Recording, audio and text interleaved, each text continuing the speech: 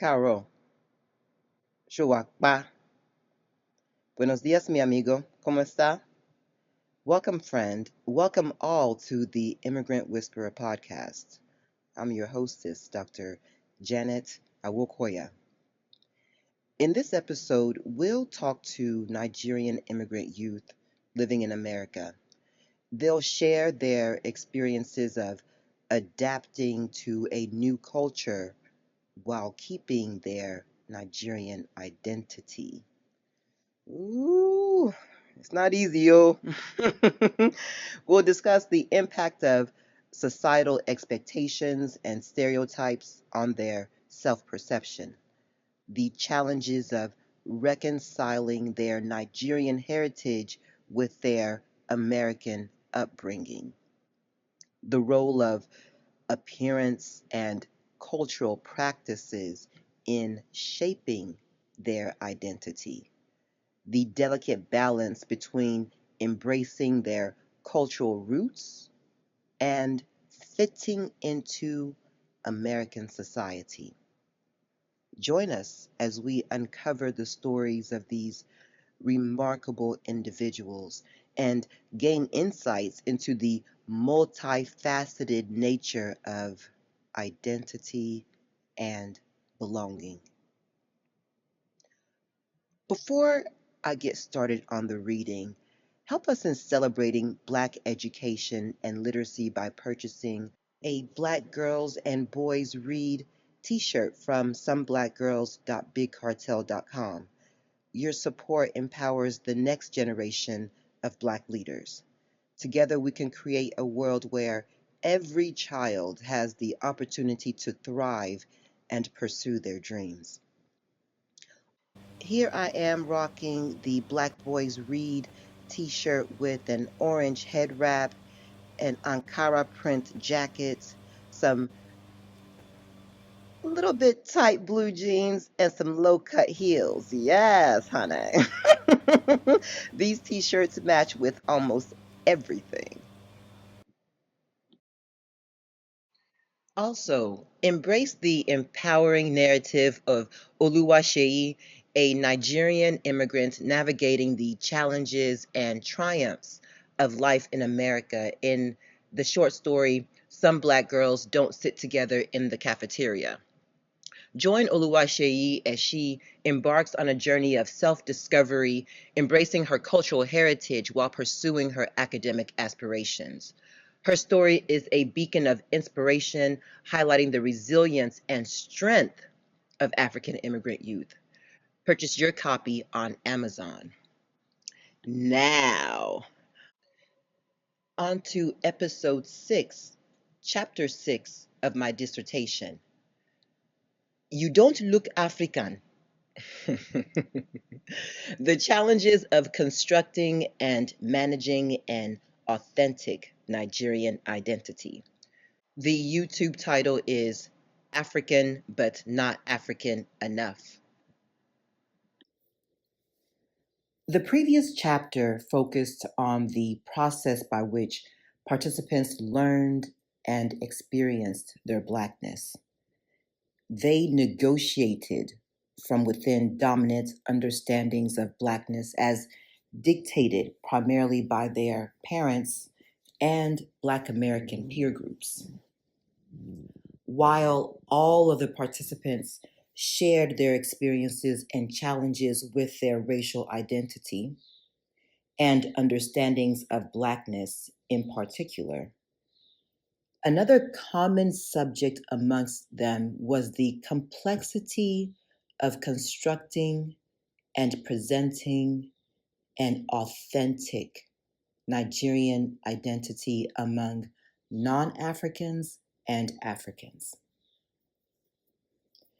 In chapter 5, I highlight the varying ways that the participants' Nigerian identity was challenged, their reactions to such challenges, and the subsequent impact those challenges had on their personal self-identification in various social contexts.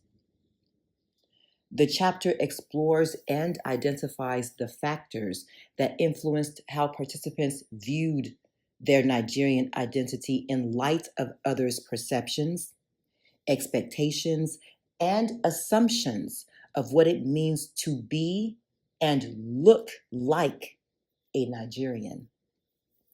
Findings are organized around the major themes that emerged in respondents' interviews about their Nigerian identity experiences during interactions with non African and African communities. Reconstructing a Nigerian identity, the college context. Many participants shared that over time, they wanted stronger connections to their Nigerian heritage. This is not surprising, considering that adolescence is a time of identity exploration and development. Several participants lamented that as they grew older, they had fewer interactions with Nigerians outside of their family unit. They attributed this to a variety of reasons, including their parents' busy work schedules, which often limited access to transportation, their own academic schedules, and the lack of a strong Nigerian presence in their neighborhoods. The majority of the participants grew up in neighborhoods and attended schools with few or no Nigerians. Resultantly, participants were not able to form their own Nigerian peer groups or have access to other Nigerians outside of their families. For many participants, their process of identity adaptation and formation changed based on their social contexts. For example, once they moved beyond high school into college, they were faced with new options, peer groups, awarenesses, interests, and interactions, and they began to explore and reconstruct their ethnic identities.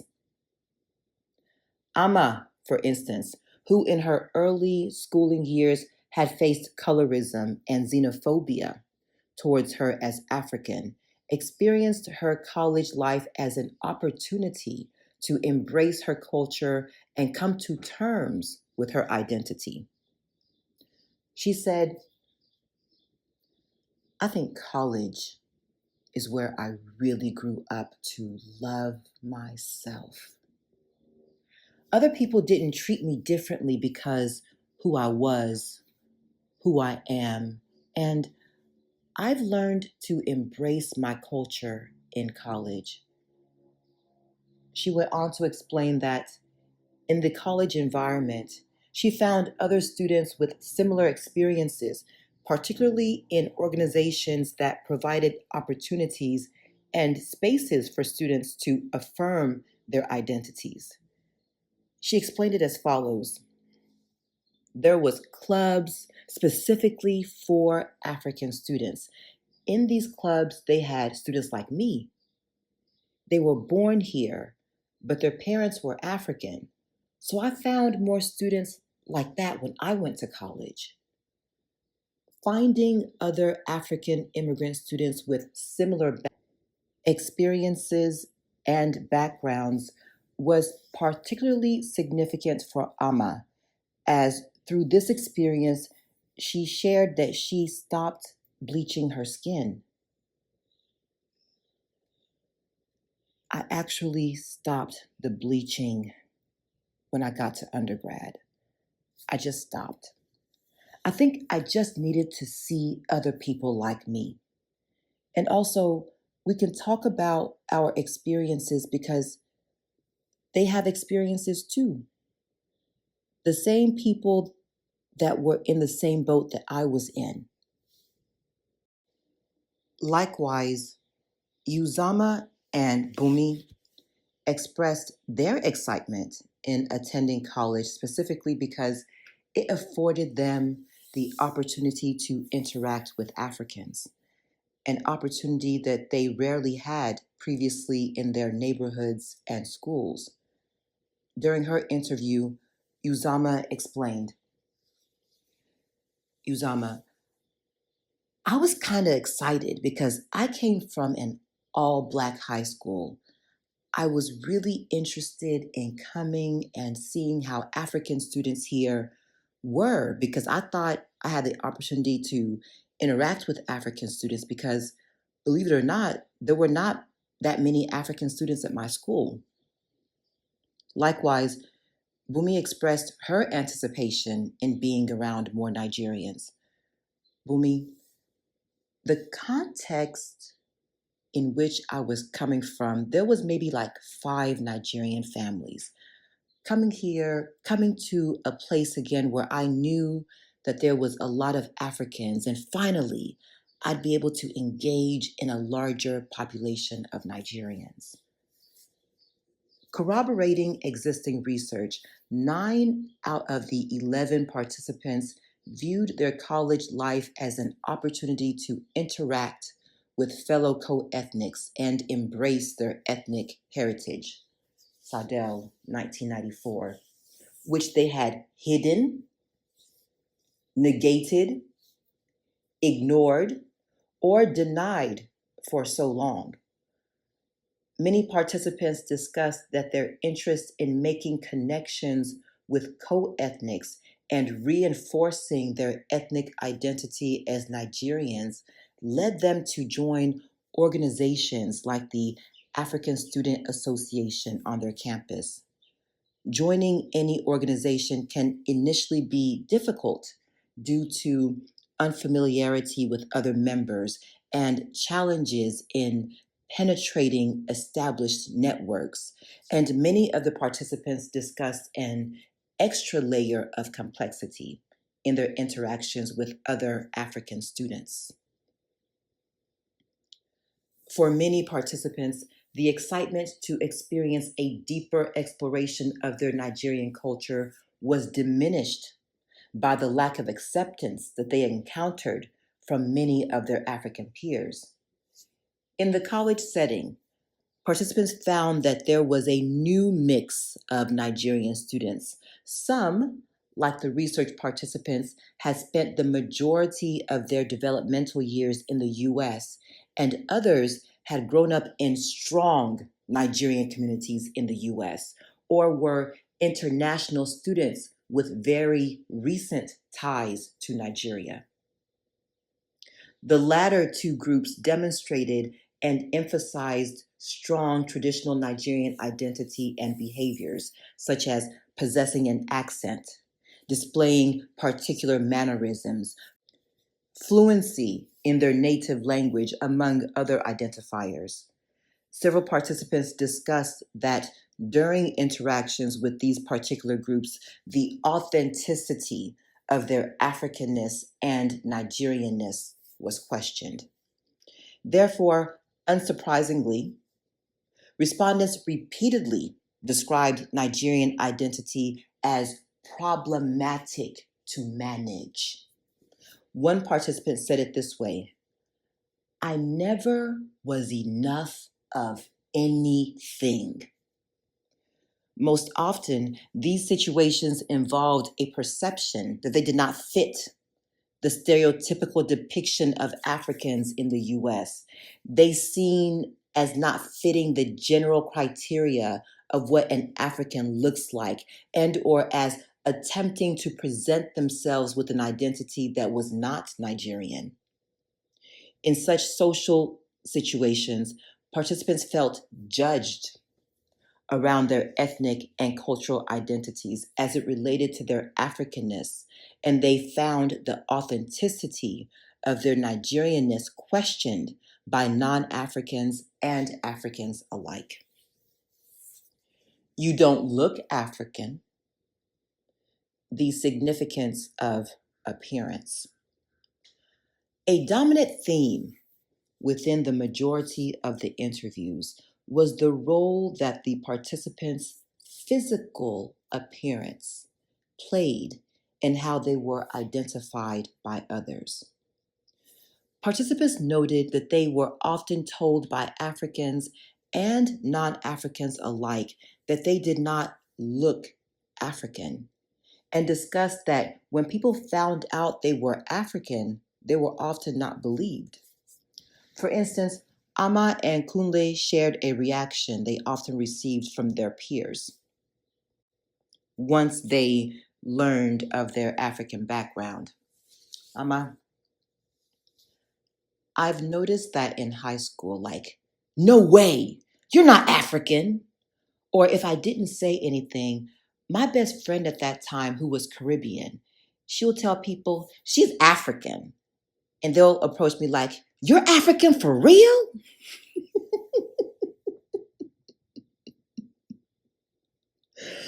Kunle, sometimes my own friends would say stuff like that to me. Like, yo, you can't really be African. Like, even now, people tell me, oh, you don't look African. Like, I didn't know Africans were supposed to look a certain way. Participants gave a variety of reasons why they believed others did not view them as African, including lack of accent, styles of dress, attractiveness, light skin and eye color, and mannerisms. However, the consensus among research participants was that they believed that their peers and others did not view them as fitting the stereotypical views of Africans projected in the media and held by those who had had limited interactions with Africans. Remileko explained it best when she said, I think it's because their stereotypes are, kind of thrown to the wayside of what a typical African is like. Like, okay, I don't have a strong accent. Okay, maybe some Africans had a smell to them, but I don't particularly have a smell to me.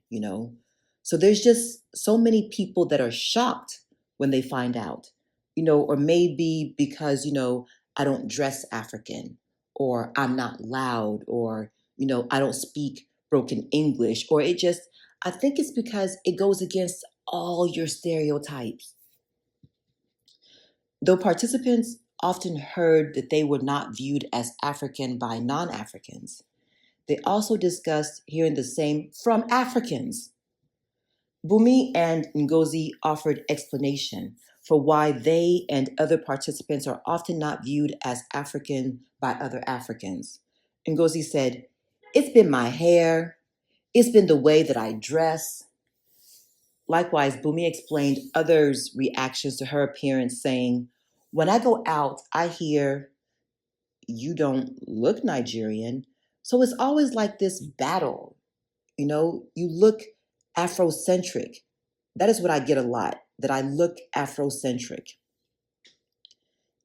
Afrocentric look that Bumi identified includes wearing natural hairstyles and large accessories, e.g., earrings and bracelets.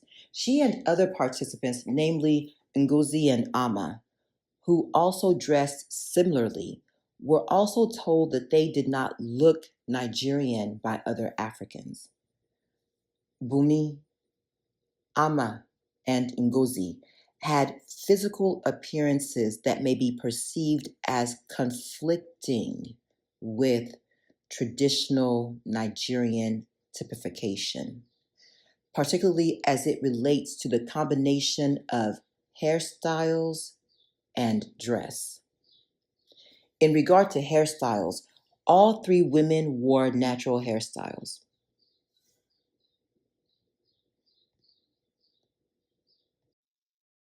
Bumi wore her hair in a medium cut afro that is generally worn by school aged Nigerian girls and not by young marriage aged women. Ngozi and Ama, on the other hand, wore their hair in dreadlocks. Dreadlocks in Nigerian culture generally signify rascality and is often associated with disrespect, apathy, drug use, unintelligence, a lack of femininity, and poverty. As such, it is uncommon to see Nigerians with dreadlocks.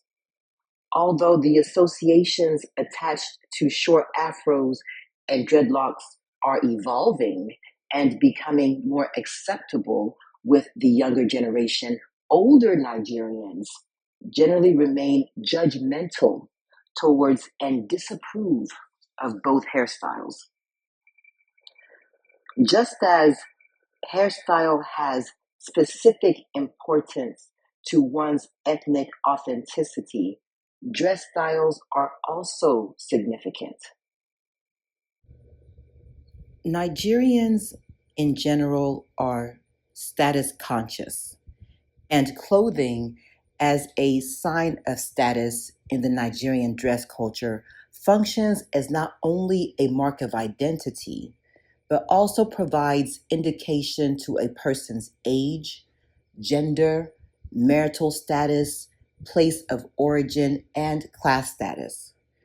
As such, many Nigerians are very particular in their dress habits and physical appearance and place a high value on their clothing.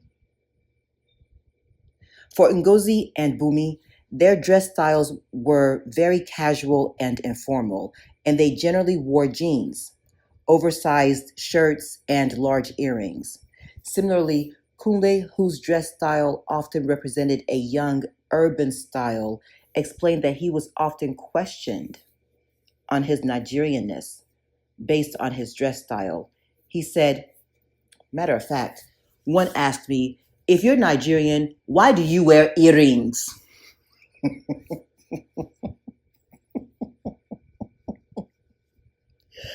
I said, the same reason your son wears it, but takes it off when he comes home. And that was the end of that, because again, what I'm wearing or how I look, that doesn't depict who I am. You know what I mean? Again, just because I don't wear a rapa everywhere doesn't mean I'm not Nigerian. In this quote, Kunle talks about his clothing as being inconsistent with what others perceived to be authentic Nigerian presentation and dress, which forced him to defend his claim of being Nigerian. Kunle also captures the complexity of identity and recognizes the limitations of using clothing or outer appearances to locate a person's background and experiences. According to him, his Nigerian identity is not strictly tied to how he looks or what he wears. Kunle's and others participants' dress styles may have been comfortable and acceptable for them in their predominant social settings and during interactions with American peers. However, many participants found that it was not always accepted in predominantly Nigerian settings, and in fact, was often used against them to question their claims to Nigerianness. As such, those participants who were perceived to have a more Afrocentric appearance or dressed in a more relaxed, casual way, jeans, oversized shirts, were more likely to be associated with traits stereotypic of Black Americans and told that they did not look Nigerian. Where are you from? As societies continue to globalize, individuals from all corners of the world are finding a common home in the United States. A common experience of immigrants, regardless of their location of origin, is contending with the question, where are you from? This simple question is becoming more fraught and difficult to answer, particularly with the children of immigrants, with the continuous increase of immigrants of color to the United States. This question, while it may seem to be an innocuous inquiry into one's background, is for many loaded with ambiguity, and presupposition on the part of the questioner and the respondent. For first generation immigrants, the question may be easier to answer as they come with physical, linguistic, religious, and cultural characteristics and experiences from their native home. In addition, first generation immigrants are more likely to interpret and respond to the question in a more straightforward answer. However, having spent more time in their host country, it may become a cumbersome question, as it is a reminder that you are not a true member of your host society. For the children of immigrant families who spend a significant amount of their developmental years in the United States, answering the question, "Where are you from?" can also be challenging. For the participants in this study, responding to this question often proved to be a thorny and complex process that contextually determined and highly dependent on who was asking the question.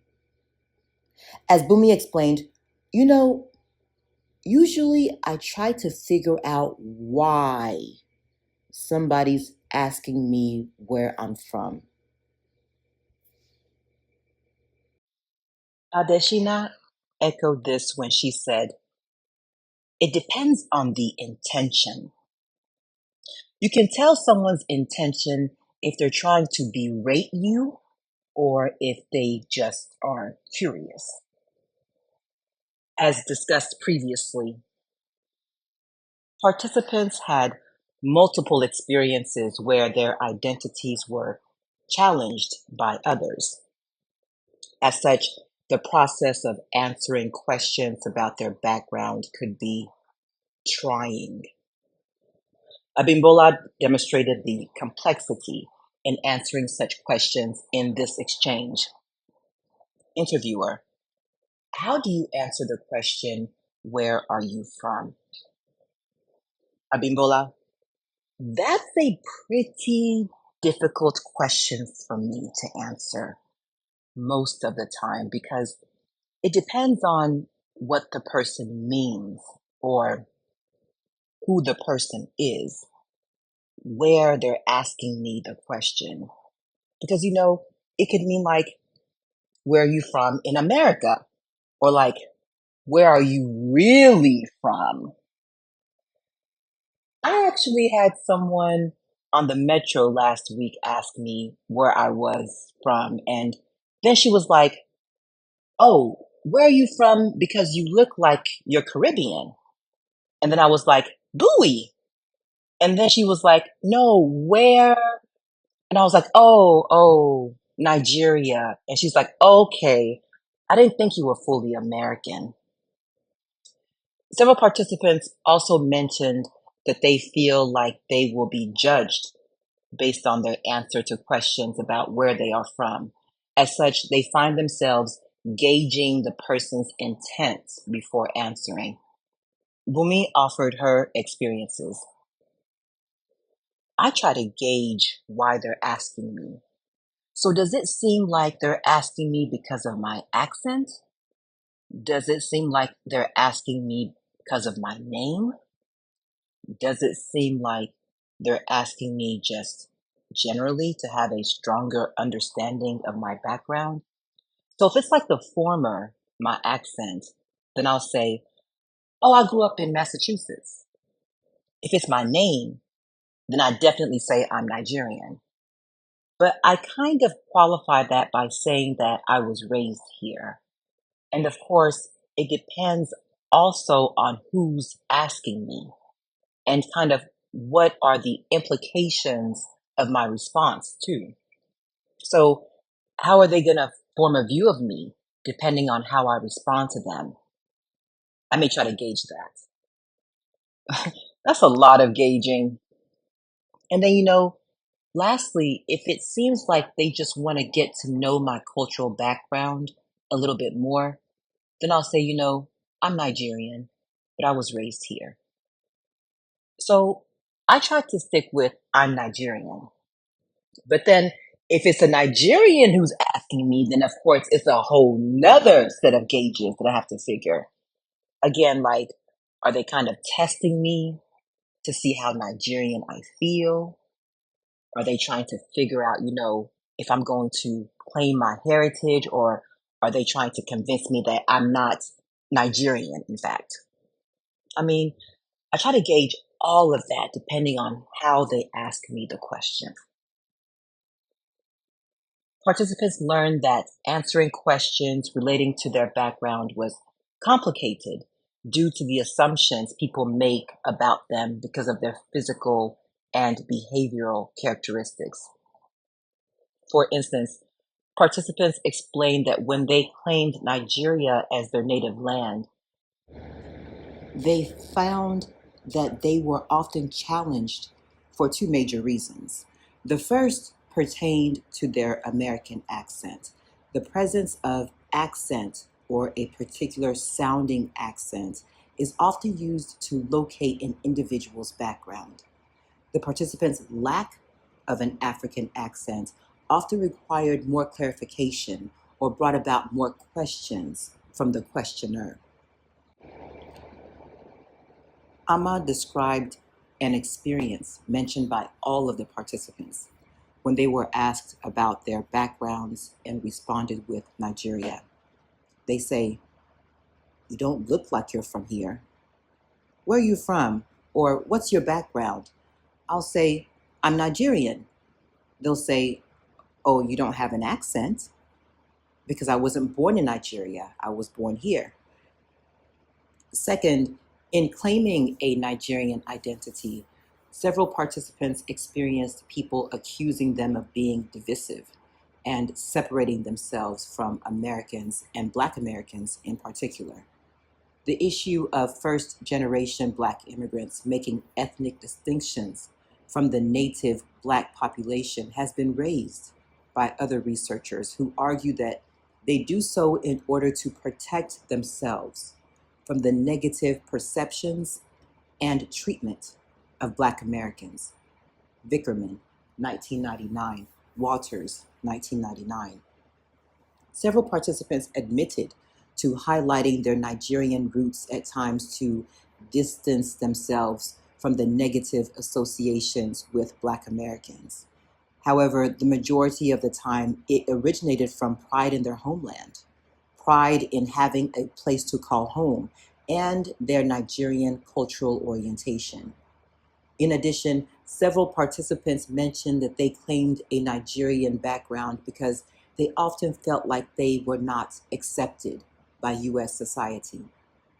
Bumi captured this experience when she said, "I feel like I don't identify as an American because I'm not accepted as an American. That's my reason." Kunle further elaborated on Bumi's lack of acceptance when he said, like, African Americans, everybody has shown me like this is not my home. You know what I mean? No matter how much I do try to assimilate, they show me like I'm not welcomed here. So, I mean, it's not my home, it's not my place. As demonstrated in these quotes, Kunle and Bumi felt that their attempts to claim a Black American identity had been challenged, like their legitimacy as Black. As such, Nigerian was the identity with which they most identified and therefore claimed. Ngozi described it this way: it means being oriented towards a certain culture, understanding it from, to some degree, an insider's point of view. My orientation is not one that is American and leaving the home and having that idea that no, I'm not an American, reinforced by the fact that, like I said, There are a lot of things that I didn't grow up with that are Black American cultural traditions. So then it's like, yes, okay, this is where I'm from, and this is where you're from. Your heritage is that of an American who is Black, and mine is that of an African in this country. So now, who's living in this country? I'm not saying that to separate myself, but it is a way that people will know that I have a different kind of history. As seen in this quote, Ngozi explained that highlighting her Nigerian background was an attempt to acknowledge her family's history and immigrant background, and her individual cultural orientation, and simply to emphasize that being Nigerian was an authentic part of her identity that she wanted acknowledged. Testing of identity. During the individual interviews and focus group session, 9 of the 11 participants discussed that they were directly told by other co-ethnics that they were not Nigerian, not really African, or not Nigerian enough. This accusation often occurred during initial interactions where participants were introduced to another Nigerian. Participants highlighted a list of characteristics that others used to denounce their Nigerian identity, included having friendships with Black Americans, not wearing traditional African attire, and having Afrocentric characteristics and an American accent. Participants further discussed that during interactions with Nigerians, they often encountered a test that was imposed on them to prove their Nigerian identity. Pike and Dang, 2003, explained that intra-ethnic othering Occurs within co-ethnic groups when individuals who are unable to successfully perform their ethnic identities are subjected to ridicule and isolation. For the participants in this study, their ability to pass or fail the test determined whether the authenticity of their Nigerianness was accepted or denied by their Nigerian counterparts. Adeshina explained, it's like they have these qualifications set for you. And it's like if you don't meet these qualifications, they look down on you.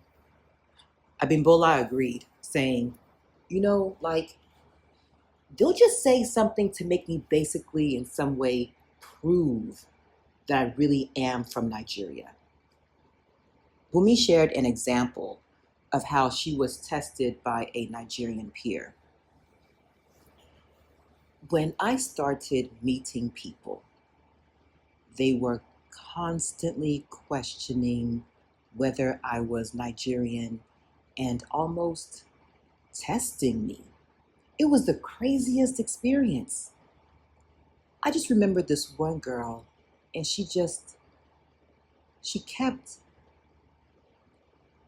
could not understand that I was Nigerian. And I was telling her my name. She was like, well, where's your family from? And I was like, the East. And then she asked me, what state? And then she asked me, what town? And then she asked me, village.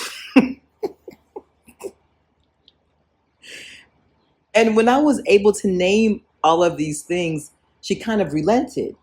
But she never apologized, nor did she explain to me why it was so difficult to believe that I was Nigerian. This test, as Bumi illustrated, can include a detailed list of questions that others use to determine what they see as one's authentic Africanness. In addition to details about family residence in Nigeria, participants spoke about other questions pertaining to the number of times they had visited Nigeria, their familiarity with Nigerian culture, traditions, and experiences, e.g., boarding schools, and their place of birth and ethnic language ability. For many participants, the questioning and testing of the authenticity of their Nigerianness resulted in an internalized sense of not being authentically Nigerian. Many questioned their Nigerian identity, particularly as it related to the expectations placed on them by fellow Nigerians. Bumi, I mean, again, it's kind of hurtful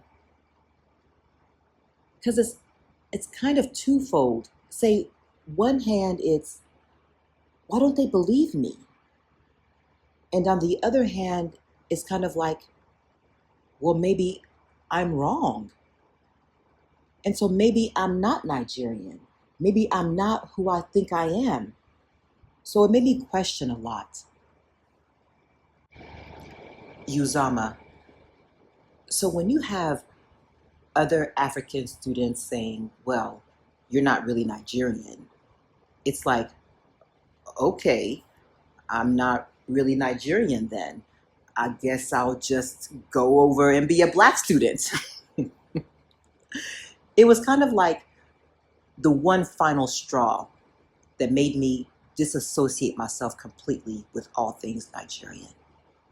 But whereas the Black Student Union was more open, didn't care if you were Black, Caribbean, Nigerian, or whatever, you were Black. Fear of being questioned about or denied their Nigerian identity led a number of participants to intentionally avoid Africans in their school. As Bumi articulated, it just made me kind of weary of it, and also weary of the Africans on campus.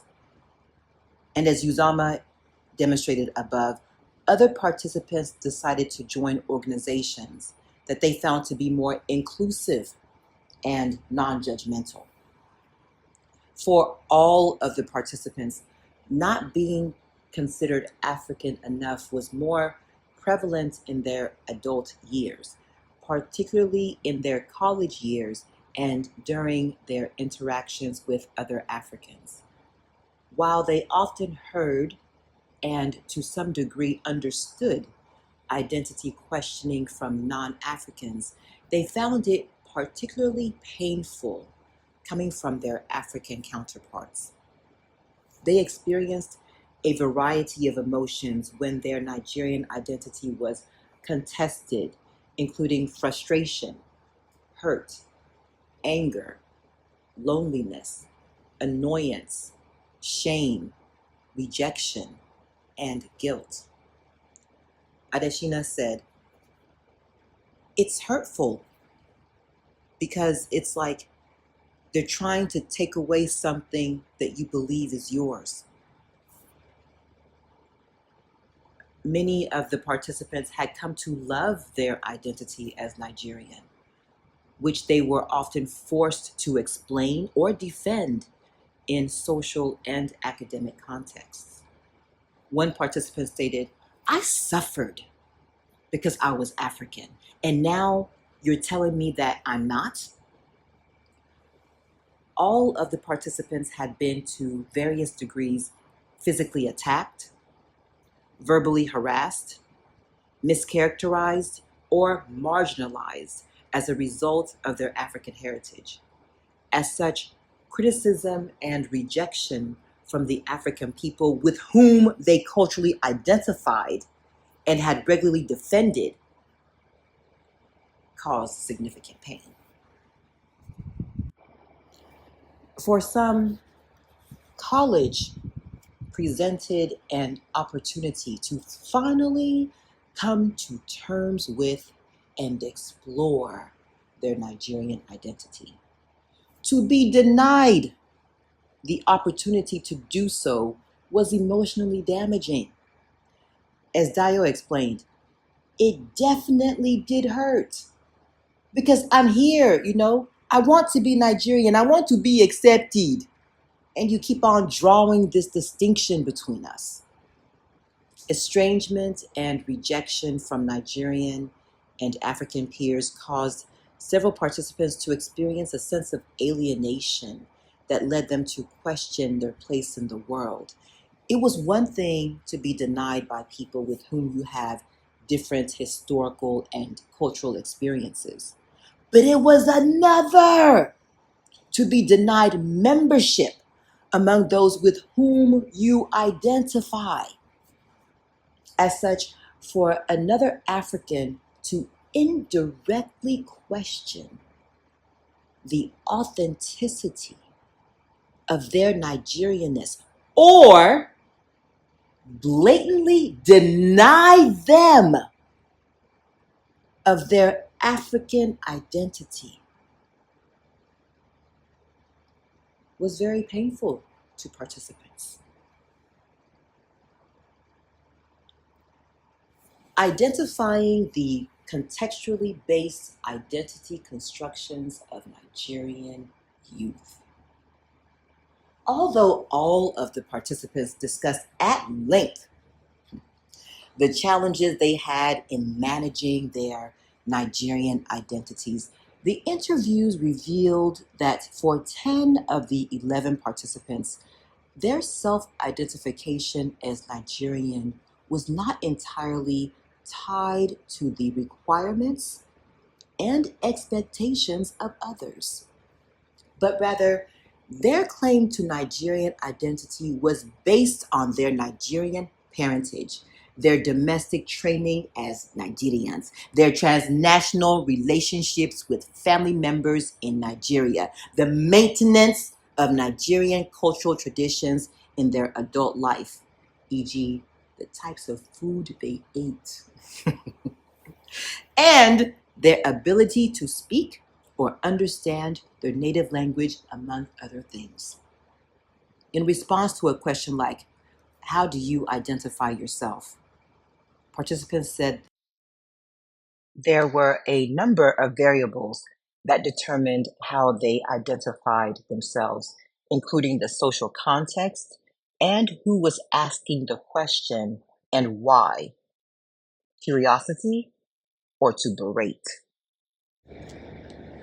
This finding parallels Laguerre's 1998 research on Haitian immigrant youth, which argues instead of seeing the youngsters as having one identity, it is more accurate to see them as performing the identity that is more suitable to the situation they happen to be in. Page 195.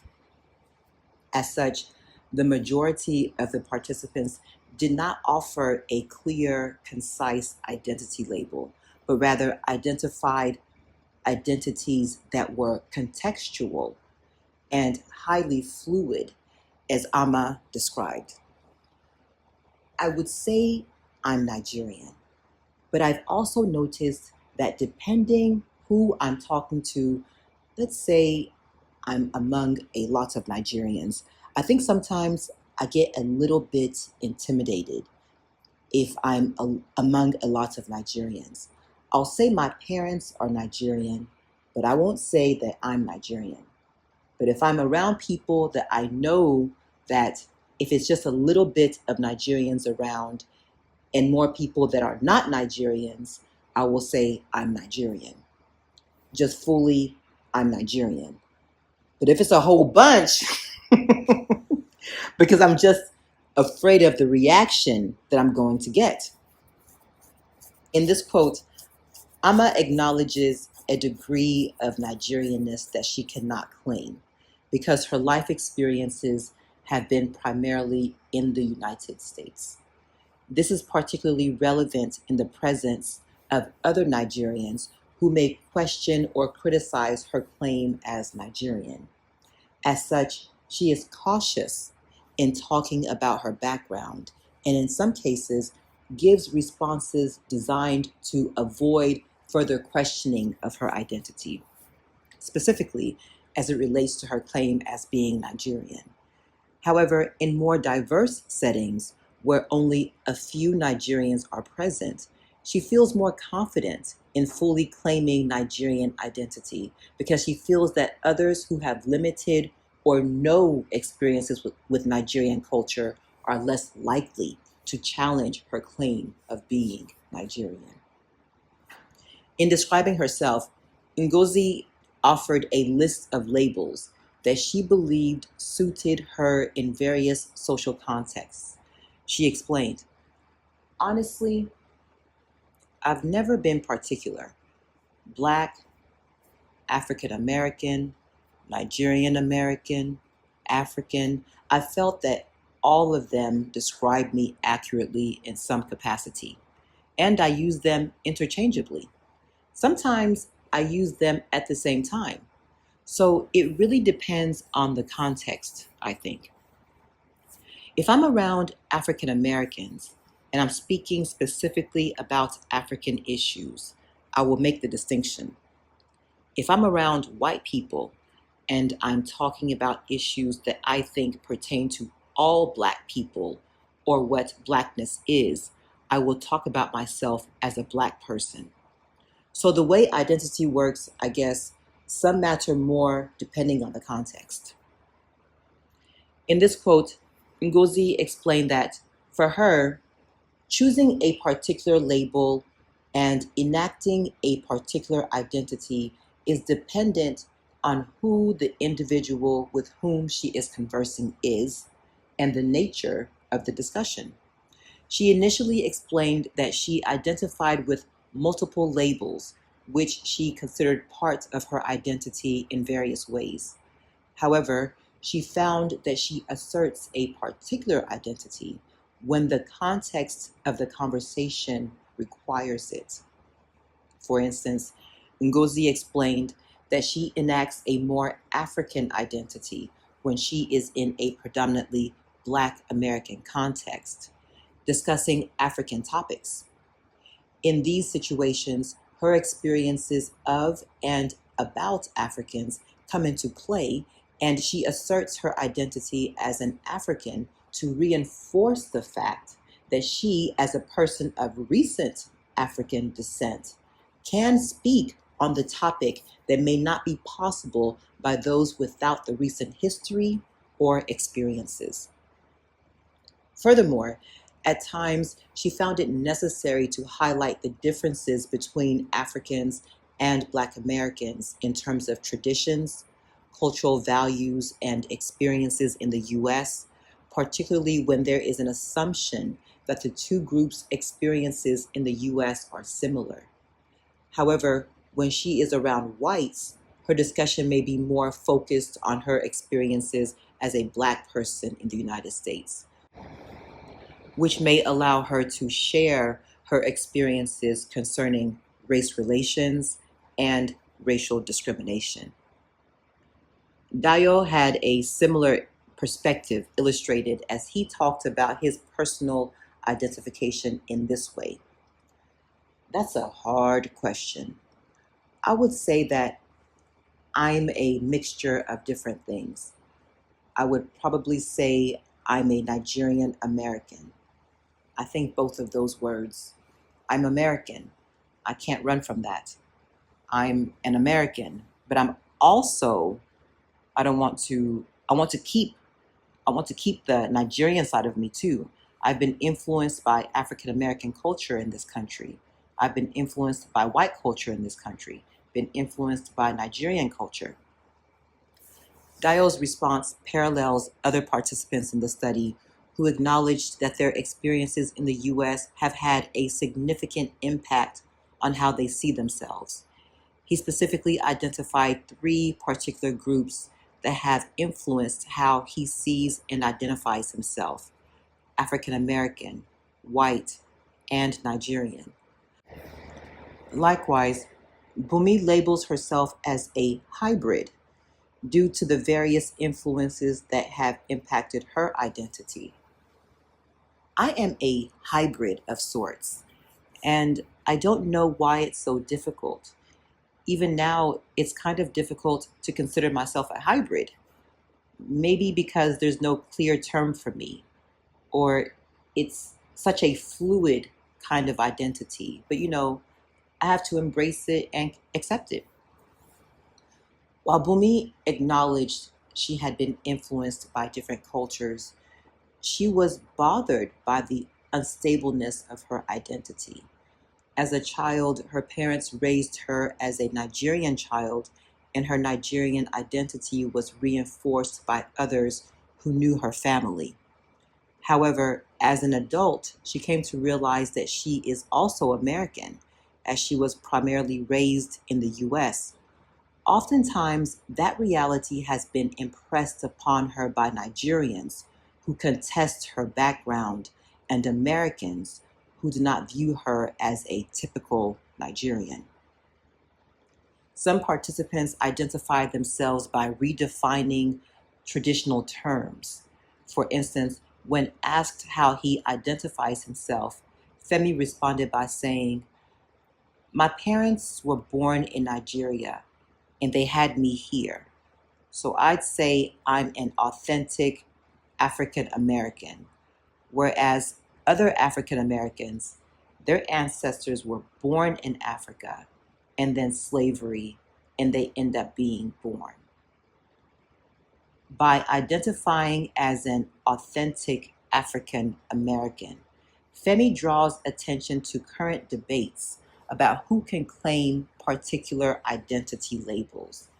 The debate on the umbrella term African American is important as it disrupts the monolithic portrayals of the experiences of Black peoples in the US. The term African American is generally understood as a term to describe Americans who are direct descendants of African slaves. However, the term and its meaning has been challenged by Black Americans, African immigrants who have lived in the US for a significant number of years, as well as the children of African immigrants who are raised in the US. Swarns, 2004. Taking a slightly different stance on his identity, Kunle responded to the question this way: "I identify myself as an African who can do African American things." In this response, Kunle alludes to his ability to fit in with African Americans.